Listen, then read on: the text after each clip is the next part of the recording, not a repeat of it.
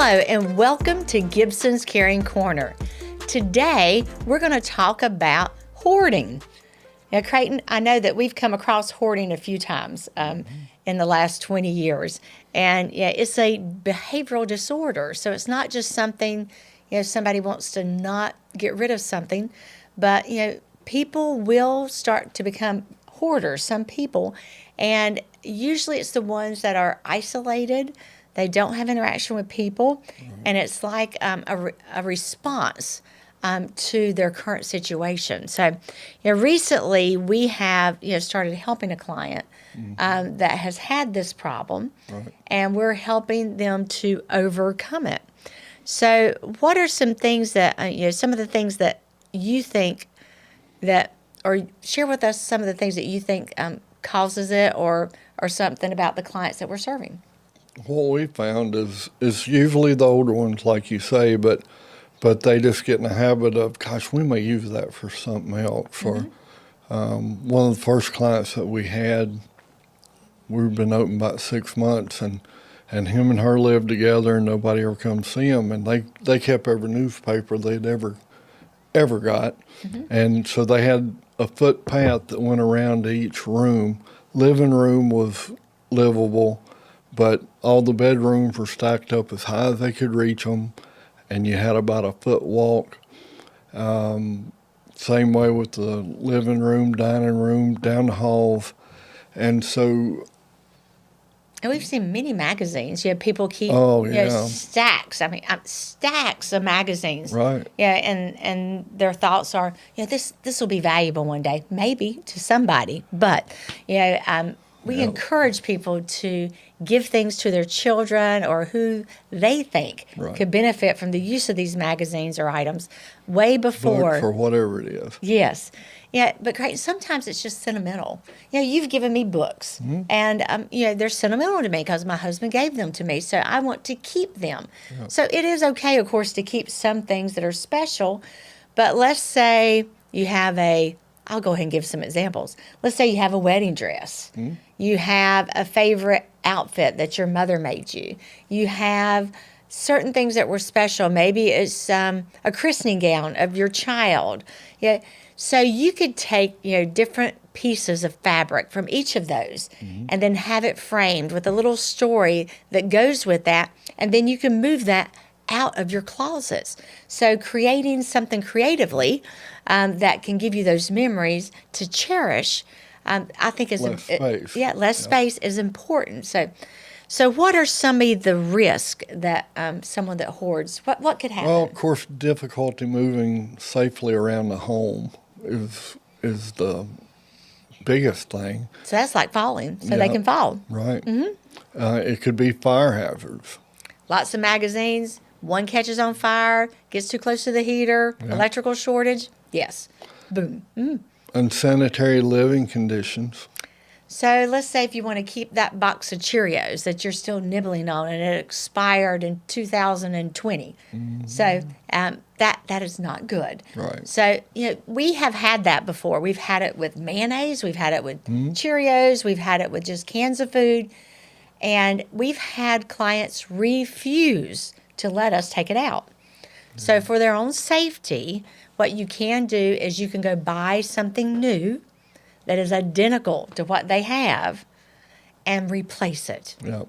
And just, you throw it away and replace it with something new. But, maybe they can't see anymore. They can't see that it's expired. And they don't understand the risk of their safety whenever they're wanting to consume those things. Yeah, because expired food, drinks, things like that, a lot of them, they refuse to accept any help. But they're still smart. So, so whenever someone is doing that, again, that could just be a sign of the behavioral disorder that is characterized with hoarding. So having that deep conversation of what success looks like and have them picture that in their home, you just need to maybe slowly do that. Just a little bit at a time, not coming in and go, okay, today we're going to do this and we're going to do it right now. No, that doesn't work. That's just disrespectful. But bringing them into the picture slowly. And the last one that I can think of, there's a big one, is, of course, the inability, if they do fall or something happens, the inability of the emergency responders to be able to reach them. Yep, that's extremely important. And when someone gets to a certain level of care, it may be time, to, of course, take keys away as well. I'm thinking emergency responders and they're driving in different situations, but don't just hide the keys. Take them away. If they shouldn't be driving, don't think that they're not smart enough to find the keys. So we've had several circumstances where over the years where clients have found the keys and, anyway, we won't go into those details, but it's not good. That'll be a different subject. A different subject. So although hoarding may be difficult to understand for many of us, there's often a rationale behind it. Many seniors become increasingly isolated with their age, and holding on to objects may remind them of just better times. I remember when. I can say that can happen in our lives, that we have things that remind us of camping. Creighton and I love to go camping, so we're going to have those items that remind us of going out and camping. So, giving them a feeling of control over their environment as their physical or mental abilities decline, this is important. So, transitioning out of the hoarding phase has to be very, very slow. So, determine first how you can remedy the unsafe environment. So that's what we have done with a current client. They need 24/7 care, but we said we can't start it that way. We just cannot. So we started with just a few hours a day, and we are slowly helping them clean their environment. Yeah. And we've had huge success so far. We got to make it safe for the caregiver That's also. Right. So. For both, right. So other ways you could consider is hiring a cleaning company. Yeah. You can have them come in and thoroughly clean. We talked about having a shredding company come to the house and just having lots of paper shredded. We talked about renting a dumpster and putting it outside. So there's different things that you can do to help the situation, but the client needs to be on board. You do not want to cause a lot of mental anguish whenever you're trying to help them with their environment. So if they're unwilling to remove the items, talking to a relative, I know I've already mentioned this, or a close friend or even a neighbor, communicate with them and with others so that they can all stay on the same page. You don't want a neighbor going, oh, it's okay for you to keep that. Don't listen to them. You want everybody to understand what you're trying to do is for their own good. So when you get to the point where the aging adult has given permission to start removing the items, again, you don't rush the process. Make them feel like they are in control and then give them choices. Should we clean the bathroom or the kitchen? Do you want to work on the dining room table today or over in the living room? Give them those choices and then remind them of those choices that you're working on. And when would you like to start cleaning that certain area? And then set that goal. And then you know what? It is so important to celebrate whenever you've had success. So if your goal was to clean the bathroom and you have success and you've gotten it clean, then you need to celebrate that with the client and remind them, we're so happy that you're allowing us to help you get safe, help your environment get safe, so that you can go in your restroom, you can take a shower, you can do the things that you need to do with your room.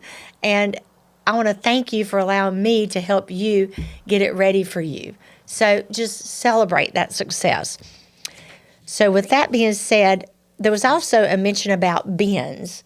You may want to also consider some bins. So Creighton, how many bins was it? 3 of them. 3 bins. So with 3 different bins, when you're cleaning, you could go, all right, one bin is going to be something that we're just going to throw away. Another bin is going to be something that we want to donate. Yep. Or maybe it's something you want to give to your family members. And that could still be in the donate section. Right. And then the last bin is something you want to keep. So have 3 different bins, and as you are going through different sections of the home, put those in place, and they will help you have that success.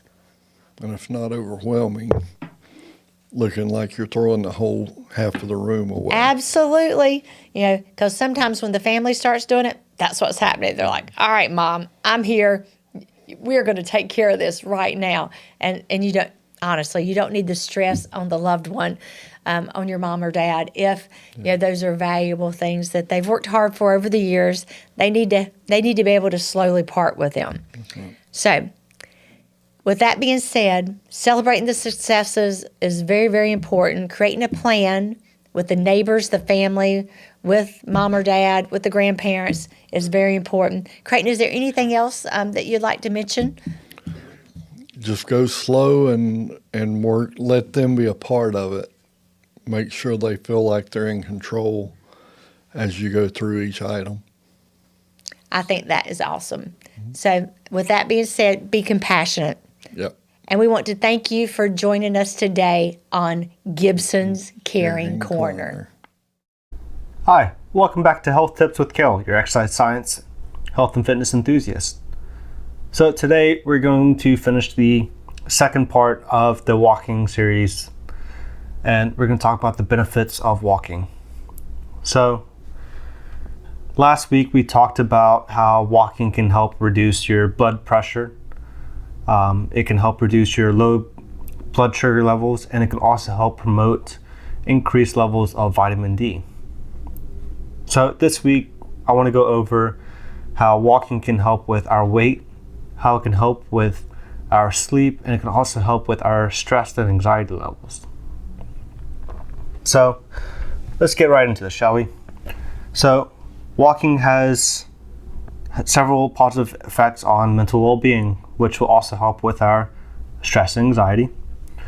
So this helps with reducing our stress and anxiety, first off. It helps with improved mood through increased serotonin levels. It also goes on to help boost your self-esteem. It increases our creativity, enhances our cognitive function, and provides a sense of relaxation. Walking for 30 minutes each day can also help our sleep.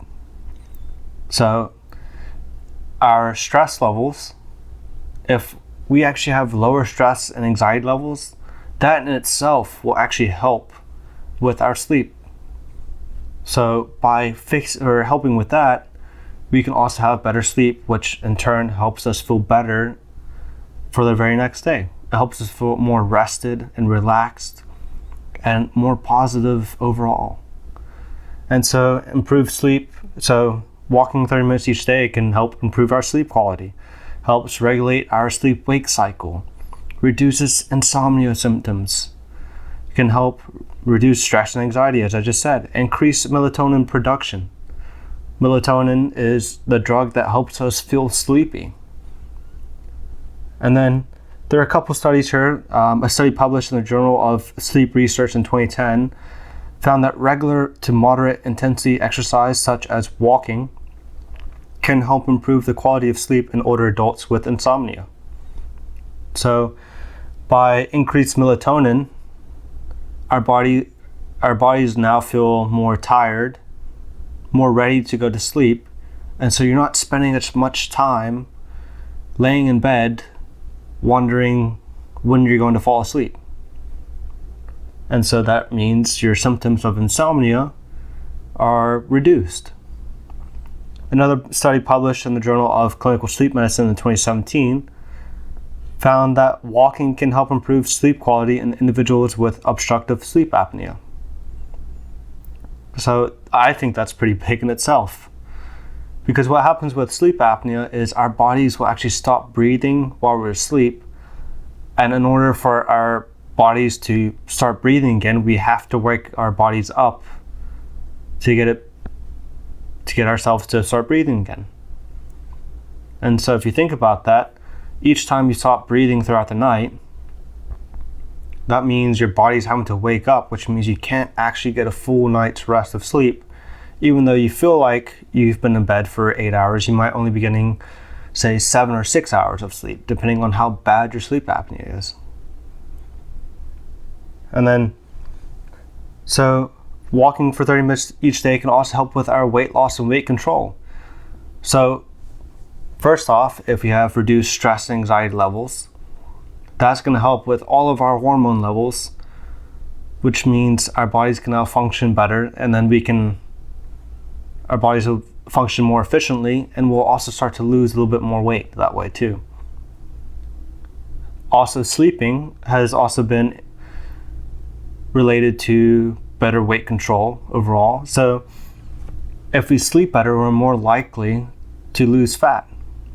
Our bodies are more willing to burn excess fat off if we have a better night's sleep. And so walking as an exercise is going to burn calories. And while for burning calories, it means we're burning energy. And hopefully that's excess energy that we don't actually need. And so 30 minutes of walking each day can help with burning anywhere from 100 to 300 calories a day, or for that 30-minute session. And obviously that depends on your body weight, your body size, and also how fast you're walking. Somebody walking at half a mile an hour won't be burning as much as somebody that's walking 3 miles an hour. But also somebody that's very small, skinny, and not very big boned probably won't be using as much energy to move their legs as somebody that might be morbidly obese, or somebody that weighs 500 pounds, 400 pounds, 300 pounds, whatever it might be. So for people that weigh more, they have to use more energy to get their bodies moving. And then also walking helps to build muscle in the legs. So extra muscle in the legs means our bodies will naturally burn more calories even when we're not doing anything throughout the day. So it takes energy for our bodies to keep muscles where they are. It takes energy for our bodies not to break down muscle.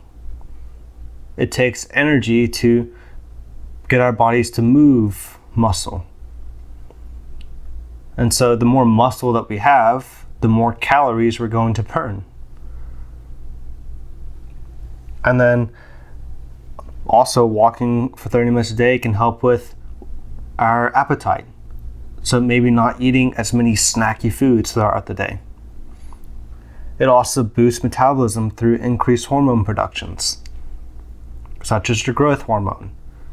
And that in itself is going to help us burn more fat off our bodies. So hopefully you can see here that walking for 30 minutes each day, no matter what it is that we're going through, we can all just take 30 minutes out of our days. We don't have to do anything special. We don't have to put on any special clothes or any special shoes or anything.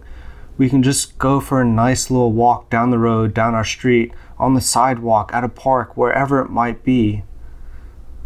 And we can burn just a little bit of calories and reap enormous benefits, whether it's through mental well-being, improved sleep, losing some weight, maybe going to the doctors and them saying, oh, your blood pressure isn't high today. Or that might be right there on the cusp of you getting blood pressure medication versus not. It could also be the difference between you getting diabetes 2, type 2, or not. So there are vast amount of benefits just through walking each day.